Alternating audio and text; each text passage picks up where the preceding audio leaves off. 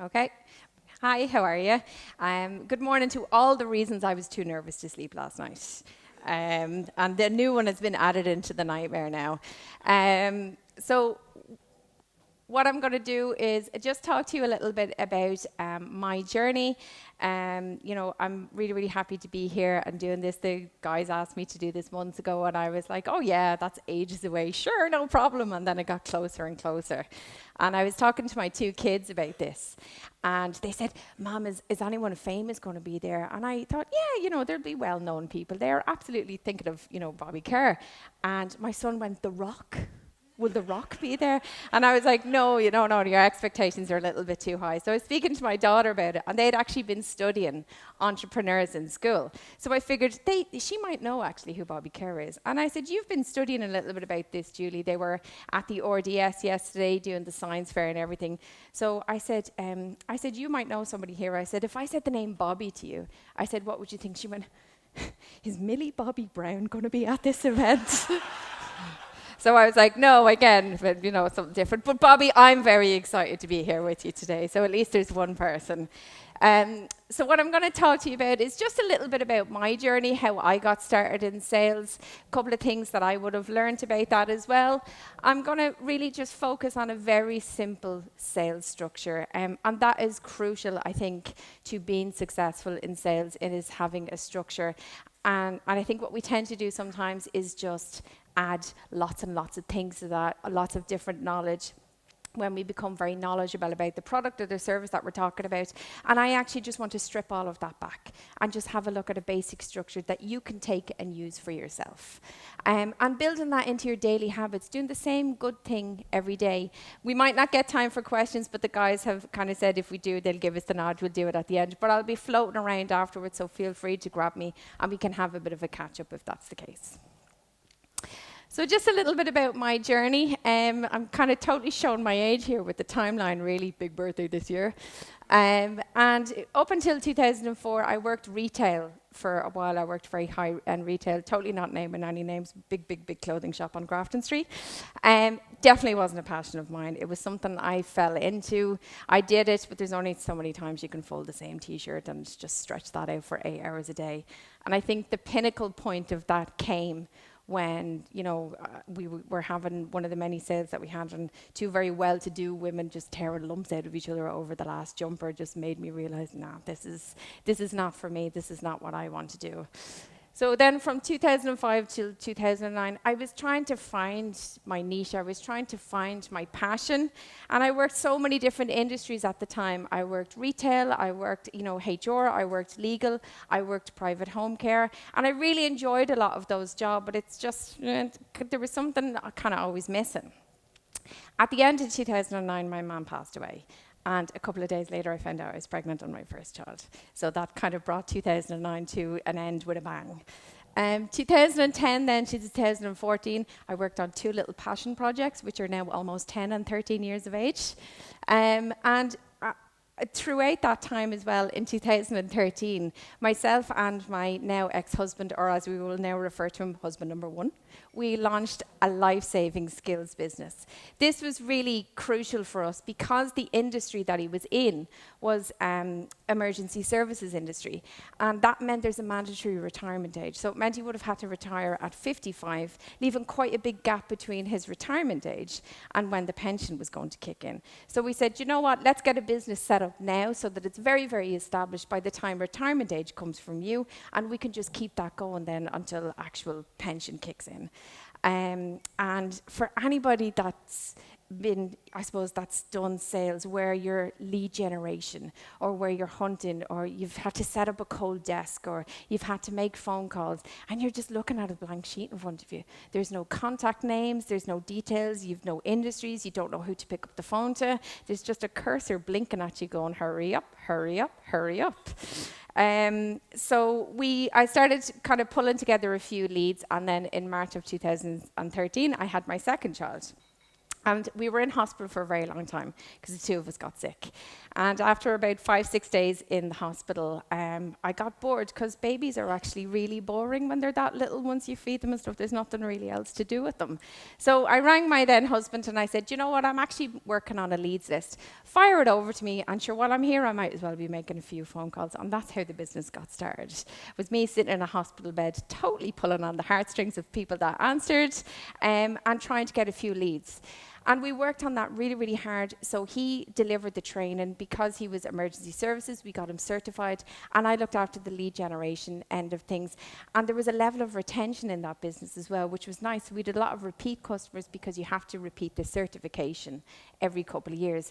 Lovely, lovely business. By the end of 2014, that was very, very strong. And we were working towards a very much common goal. And then 2015 hit. And like a Dolly Parton song, he left. He took the business, he took everything, he took the car, he left me with the kids. So that kind of brought me back down to earth with a bang. There was nothing really else for me to do. He wanted to take it over himself. Really, he was delivering the training, so there was nothing I could do but let him kind of work away at it. And then he closed it down. We're not bitter about that at all. So I had to go back into the workforce. Now, the two kids were very young at the time. They were only 3 and 6, so it was a little bit earlier than what I wanted to actually go outside the home and work. And I remember when I was applying at jobs, and I said, maybe you could go back into HR, maybe you can see if there's an admin role. And the little voice inside my head that sometimes just doesn't shut up went, you really enjoyed the sales when you were doing it. Why don't you give sales a go? But there's that ultimate fear of, what if I'm not actually really any good at this? It was different when I was doing it for myself. So I threw caution to the wind and I applied for a sales role. And that kind of brings me to the company that I'm working with now. The interview process was very, very funny when I went for it because I was trying to squeeze myself into pre-child clothes, which was hilarious. And the car broke down and I had to run in a pencil skirt to the interview, and you can't run very well on that. But anyway, I sat at the interview and I talked about the things that I was really good at and the things that I learned. And I also said, look, these are the things I don't know. These are the things I've not been exposed to, but I'm open and I'm willing to learn. And either I just blagged a really good interview or the guy saw something he was willing to take a chance on, but he agreed to take me on, and that's how I ended up in SalesSense. And I worked on an energy account as a business development kind of agent as well, and I really, really enjoyed that. And then in 2017 till now, I actually moved over as a sales trainer within the same organization because a lot of the structures that I was following, because a lot of the key pieces that I had rolled out for myself and in my team as well actually just became part of what we do now, scaling it back to a very simple structure, which is what I'm actually going to talk to you guys about. So just a small little bit about SalesSense, just so they're happy for me to do this today. If you haven't heard of us, you've probably heard of some of the partners that we work with. We provide business to professional, productive and passionate teams. You might have heard of our founder and CEO, Ger. He hails from Tralee, but we won't hold that against him. He lived in the States. He went over on a J1. He dropped out of college and he came back. And at the time, Air were actually doing the very first field sales campaign. It was advertised in all the paper. It was called Feet on the Street. And his main reason for taking on that was his then girlfriend, now wife, lived the other side of the country, and the job came with a set of wheels. So everybody always has a why for getting back into sales. And then throughout that, he realized these are the things that make sense in sales, hence SalesSense. So we realized then that part of what made sales so successful for a lot of our clients was services was added into that as well. So that's where service as sales came in. And we work with the likes of Sky, Bord Gáis Energy, AIB, Pinergy, so a lot of really well-known household names. So like I said to the guys before, I always like to start my interactions with a kiss, which is keep it so simple. That goes back to the simple structure. Scale everything right back. You have a tendency sometimes to, the more you know, the more you like to add into your pitch, the more you like to add into your sales processes, and that's brilliant. But what happens is you start making statements to people. You start overloading people with information that they don't really need. You start leading them down a particular path instead of scaling it right back. And when I started in sales first, I didn't really know anything about the product that I was selling because it was quite technical. So I had to go out there and do things a different way and come at things from a different angle. And that's where this came in.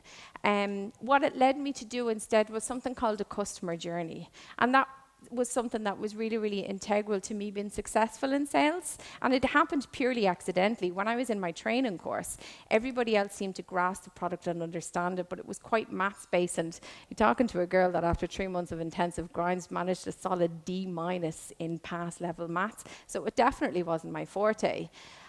So I started doing something called a customer journey instead, which is really easy to measure where you're being successful. And that leads me to ask things like, well, who are my customers? What sort of people am I speaking to? Not everybody wants the same things. Not everybody wants the same type of interaction off you.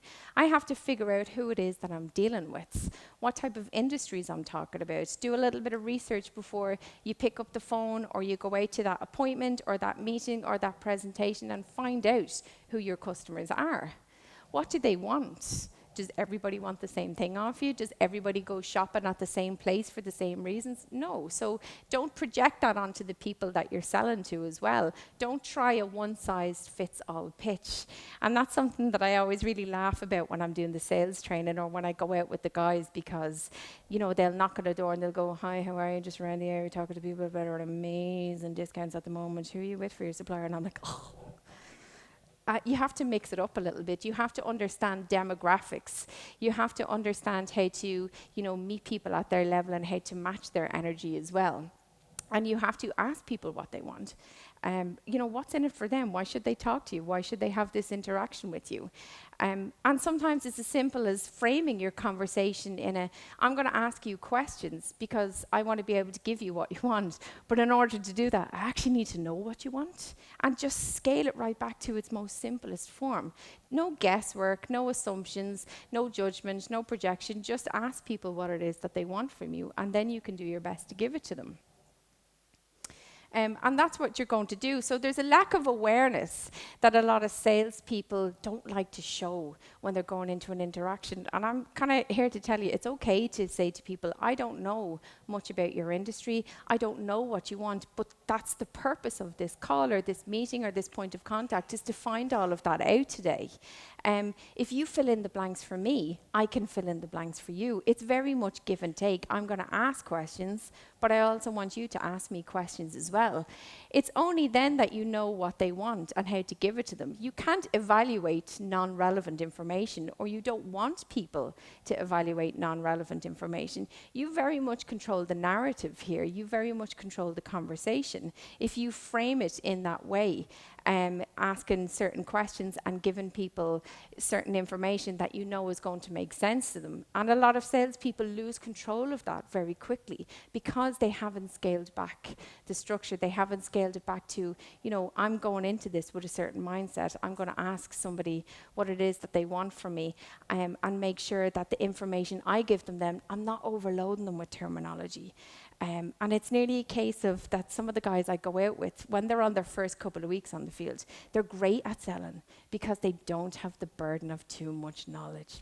And when you have the burden of too much knowledge, that's what you start talking about. And you forget about the customer journey. It becomes very product-centered instead of very customer-centered. Go back to what worked, because I guarantee in the early days, that's what you would have done before you got very knowledgeable about your product. Then you got more comfortable with it, and that's what you started talking about. But this is always what's going to work for you, is a customer journey instead of a product journey.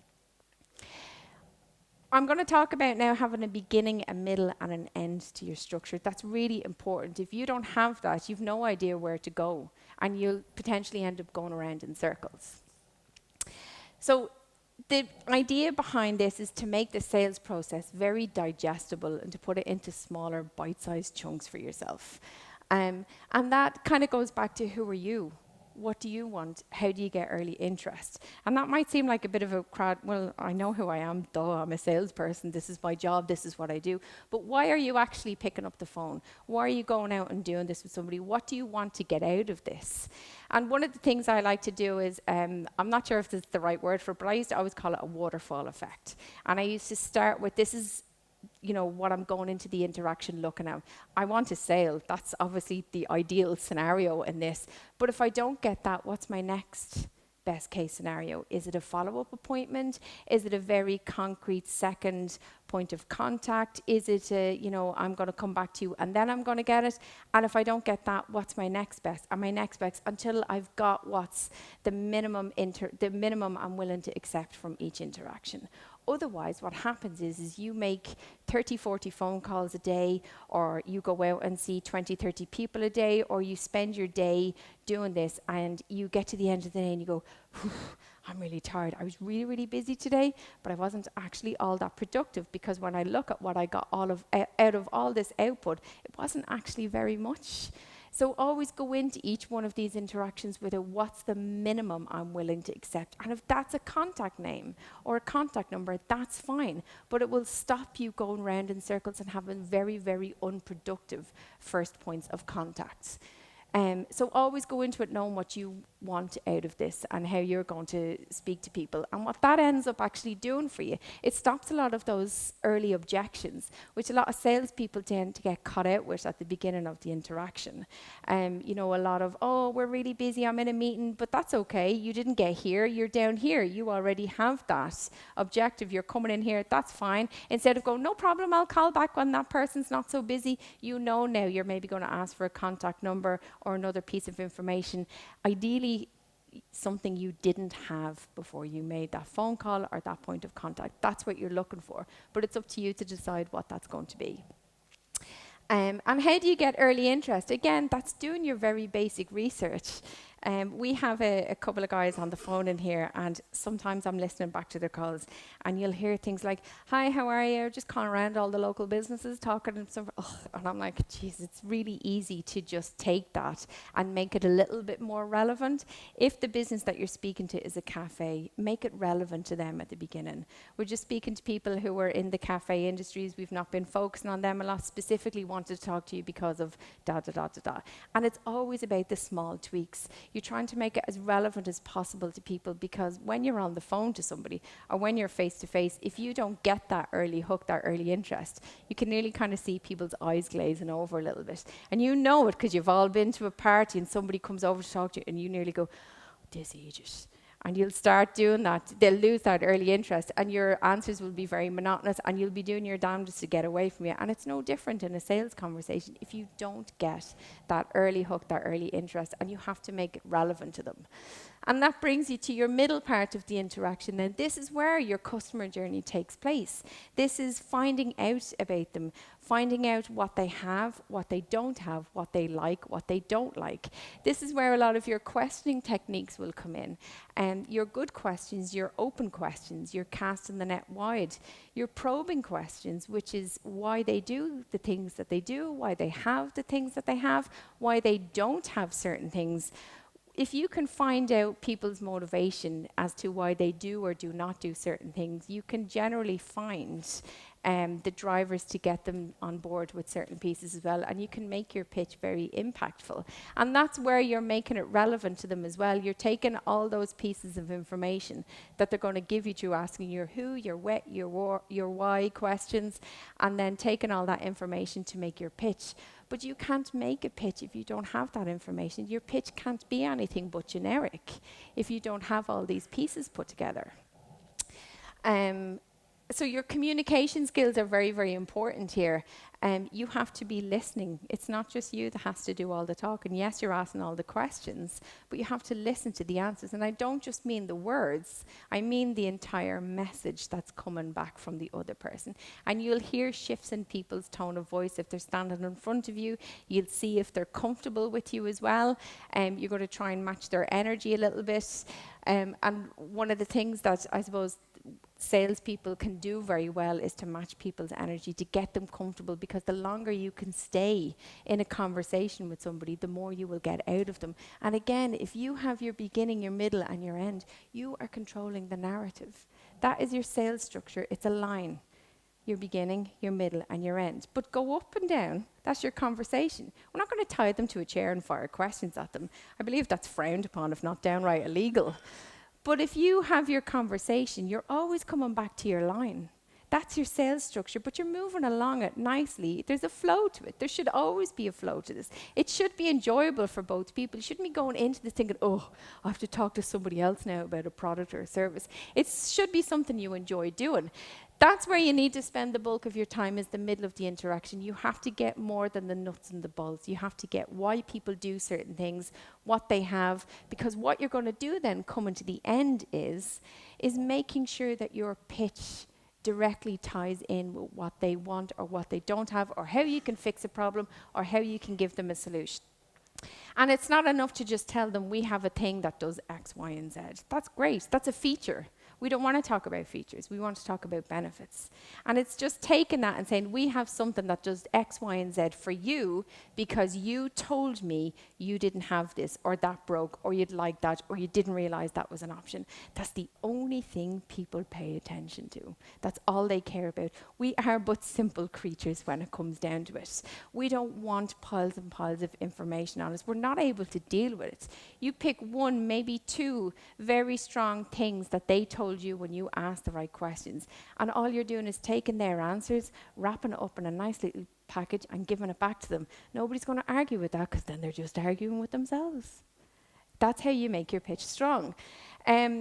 What that will help with is any kind of later stage objections as well, because you've made it so strong. The person's not really going to argue with themselves, because you've scaled back on all of the information that you potentially could have given them. There's probably not going to be a lack of clarity, and you won't have any issues then kind of raising their head at the last minute.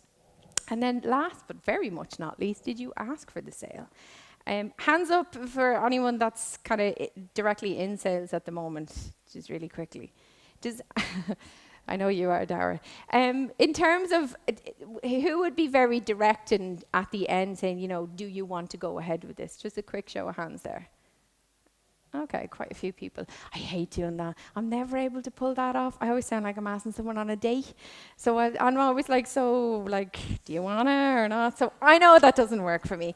And I struggled with that for a long time. And so I would be very assumptive. And a lot of people think, oh, but if you're assumptive, then it's leaving it open to interpretation. Not really. Once you are controlling this, once you're closing, it doesn't matter what way you close. Do not leave this in the hands of the customer. That is all on you. The beginning, the middle, and the end is all on you. You are funneling this down into a yes or a no. You can deal with a no, but you're obviously looking for a yes.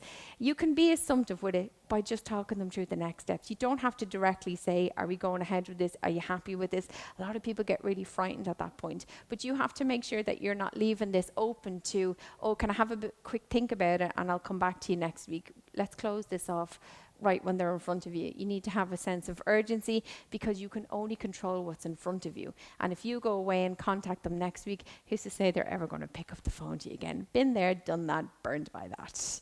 And so I learned that while you're here with me, yes, it might be a little bit uncomfortable to press you for an answer, but I might not ever get in front of you again. So it's all very much about control of the narrative. It doesn't have to be about the product. It's always about the customer. If you follow that process, it doesn't matter what you're selling.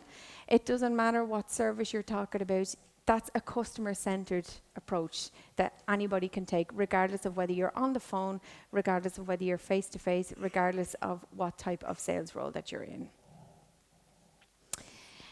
And the key to that is doing the same good thing every day. Whether it's lead generation, whether it's presenting, whether it's closing, it's understanding your own numbers, it's understanding your own KPIs. And I train the guys in a sales role that has a 90% rejection rate. And we tell them that at interview, and I tell them that in training. They never quite believe me until they go out. And they literally see for every 100 interactions they have, 90% of people, for whatever reason, are going to say no to them. So I always talk to the guys about this, which is having a daily habit. Now, for anybody that's ever tried to, I'm currently in the middle of a Lenten vow. Not going to lie, I gave up chocolate. I have a crunchy upstairs in my bag if I get really stressed. Haven't opened it yet. And that's the thing about habits. If you try and create them in times of great stress, you will fall flat on your face. Your brain's not able to cope with that. That's why a lot of New Year's resolutions fails. You're already about to kilos overweight, you're shaken from alcohol that you've had, you're out of your routine, and you try and give up smoking, or you try and start a diet, or you try and go to the gym. And as you're trying to get back into your normal routine, and you're stressed because you're going back to work and whatnot, and it's very hard to regulate that habit. So it takes 21 or to 28 days to actually regulate a good solid habit. And I always say to the guys, and I'll say to you guys as well, pick one thing that you can control in your day to day. That could be picking up the phone. That could be getting out of your car and going into businesses. That could be whatever that you think you can control. You can't control if people pick up the phone to you. You can't control if people open the door to you. You can't control if people are going to buy on you. Don't set that up as your daily habit, because you potentially will not get that every day. And then you'll get disheartened and the habit will fall apart on you. So for 21 to 28 days, pick something that you can control and do that same good thing every day. But don't add a lot of other pieces into the stress. So have your cue. Your cue will be whatever happened yesterday, happened yesterday. Today's a new day, good, bad, whatever. We're not taking yesterday into us. My cue today is I haven't spoken to anybody. Okay, so I'm going to pick up the phone. My routine is going to be I'm going to pick up the phone 40 times today. That is my law of averages, because I know for every 40 times I pick up the phone, this is how many people are likely to answer. That's your routine. You're going to do that every single day. Your rewards. What do you think your reward will be? What if you don't get sales? What's the danger in making sales your reward? Maybe you're gathering information. Maybe you're going to build a bit of pipeline. Maybe you've never hit 40 sales before. Maybe you're going to treat yourself to that crunchy that's in your handbag at the end of the day if you make 40 sales.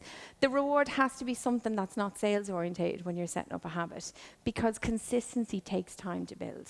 It's the same good thing every day, but then you're going to add to it when you have that piece, and then you're going to add to it again. And eventually you will have that very simple structure. And that's all you want, regardless of the product, regardless of the people that you're dealing with, regardless of the industry. If you follow that and you understand your habits and you understand your law of averages, that you know for how many times you pick up the phone or speak to people, this is what you're likely to get out of it, you will have a much better understanding of what you can control in your day to day.